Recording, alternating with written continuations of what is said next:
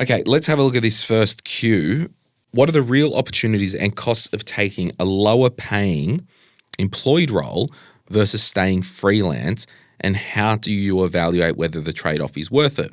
And there's a heap of stuff in there that I will read, but the next kind of TLDR is the potential skill and career upside worth giving up income and lifestyle, and how should someone think about startup equity as part of their broader financial picture? So that's kind of the, do we stay freelance or take a risk? So let's read a little bit more. I'm 28, and for the past 3 years, I've freelanced in marketing with 1 to 4 clients at a time. It's paid well, given me flexibility, and supported the lifestyle I enjoy. I'm also focused on buying a home and continuing to invest in ETFs over the next 5 years. I've been offered a full-time role at a lifestyle startup for roughly 10 to 15K less per year. The appeal is career growth, skill development, and the possibility of equity after 12 months, though nothing is formalized around how that would work. After a 3-week trial, some red flags have emerged: an old school management style, blunt performance feedback, no work from home, and an expectation of overtime and weekend work. It just sounds fantastic. So the trade-offs are real. Less money, less flexibility. So what are we doing it for? A more demanding culture and speculative equity in a startup versus my usual diversified ETF strategy. Is the potential, and back to what I said, is the potential skill and career upside worth it, giving up income and lifestyle? And how should someone think about startup equity as part of their broader financial picture? Gosh, a lot going on there. Yeah. Alex, you're a business owner, you've got employees, you've got business partners, so you are around this world of potential equity and staff and all that stuff. Yep. What are you reading this as? Yeah, a fair bit to unpack here, isn't there? I would say sort of looking at this first and foremost, it's probably trying to think about what this person's goals are in terms of, I guess, their own sort of business or career goals, but also their personal goals there as well. So they've mentioned that they're focused on looking to buy a home and invest in ETFs over the next sort of 5 years. So I'm going to make the assumption they're looking to sort of build a deposit over the sort of coming years to help them get into the housing market, which is, we know, is relatively difficult these days.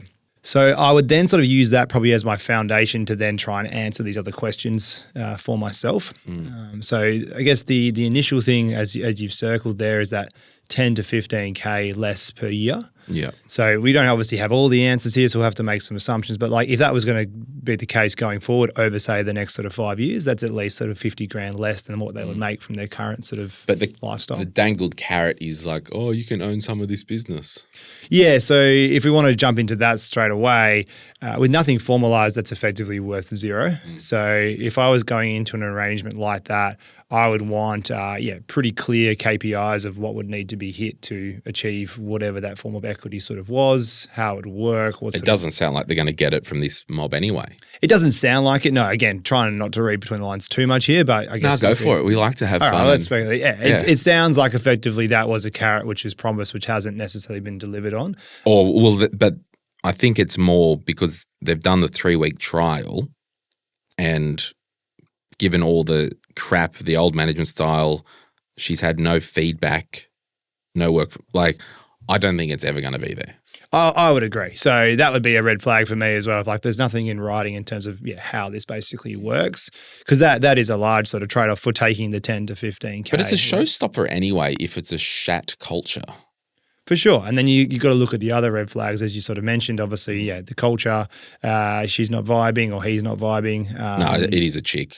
She just wanted to be anonymous. Okay, cool. Yep. So she's not vibing that, which, I think makes sense based on what she's saying in terms of the management style, the weekend work, the blunt feedback sort of style as well. So that's then going to take a bit of a mental health toll, you would think as well, be a bit more effort to sort of get up each day to sort of go to that. And then if you're earning less money, that's too. The reason I wanted to answer this question was I honestly believe in this question, and it might not be reality or the case, it could just be in the way that I'm reading it, we're convoluting our career and investment goals in the one thing, given that, well, I'm already investing in ETFs, Yep. And I want to save for a house. So that's a financial and lifestyle goal. But if I get a lesser job for less money, I potentially won't have the money to put in the ETFs. But in the background, I'm getting equity. So then the net wash up in a perfect world, I could make more. That's right. So, yeah. And then, so based on this, we know this. She's 28 years old. Yep. So she's young. I'm just not dicking around with this stuff. I want her to think, okay, in a perfect world, do you like what you do? Do you like being self-employed? Because some people really do. Which it sounds like she does. Okay, well, turn up that business, increase your prices, and keep living life on your own terms. Or go and get another job that actually pays the market rate that you are worth.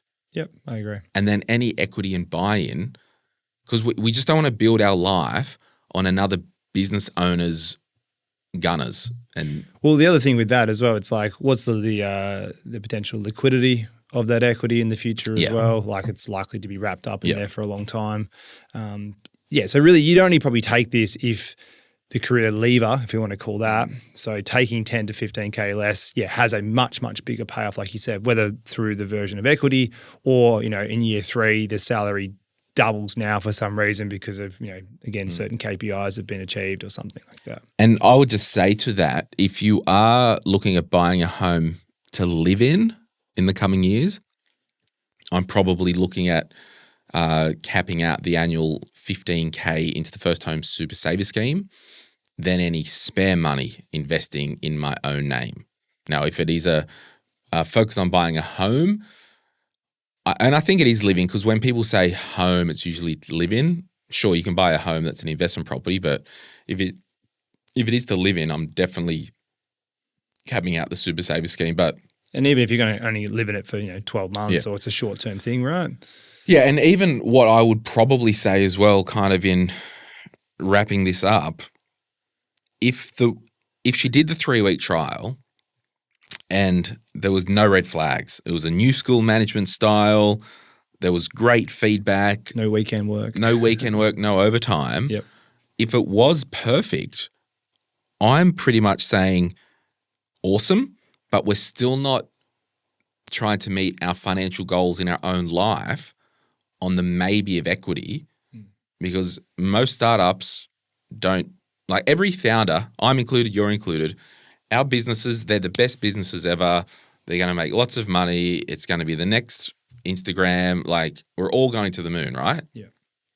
So every founder and business owner, one, you want to have that vibe because you need to be dialed in. But the reality and the numbers are it's not always going to be that way. And even if it was a perfect world and the business owner had the best intentions, in 3 years' time, the equity carrot still could be dangling and it might not be worth that much anyway because, sure, I've taken the lower pay, even though the culture's great and they're awesome and I'm learning. Yep. And I've stopped investing for ETFs. 3 years, 5 years later, 5 years later, want to buy the house. Yeah, on paper they said my share in this business is worth 200 grand. You said the L word before. Yeah. Like, what if you can't get it? That's right. So I'm a big believer of build your own career so it stands up in its own right and you can just print money from your wage and put that into growth assets. Later on down the track, sure, when you are established, you might take some career risks in this way, but if your goal is that tight of wanting a house in the next 5 years, I definitely think we need to just go for the income portion at the moment. Yeah.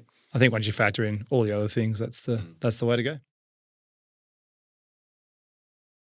Hey, it's Glenn here. Thank you so much for watching today's video. You made it to the end. Can I ask a favor? Can you hit that like button and maybe hit subscribe if you want to get notified when we release further videos just like this one, whether you watch the Money, Money, Money podcast or Retire Right. And remember, if you want to learn more about investing, I've got an investing book, The Quick Start Guide to Investing, and there's a link in the description to get your hands on a copy. Thank you so much. Bye.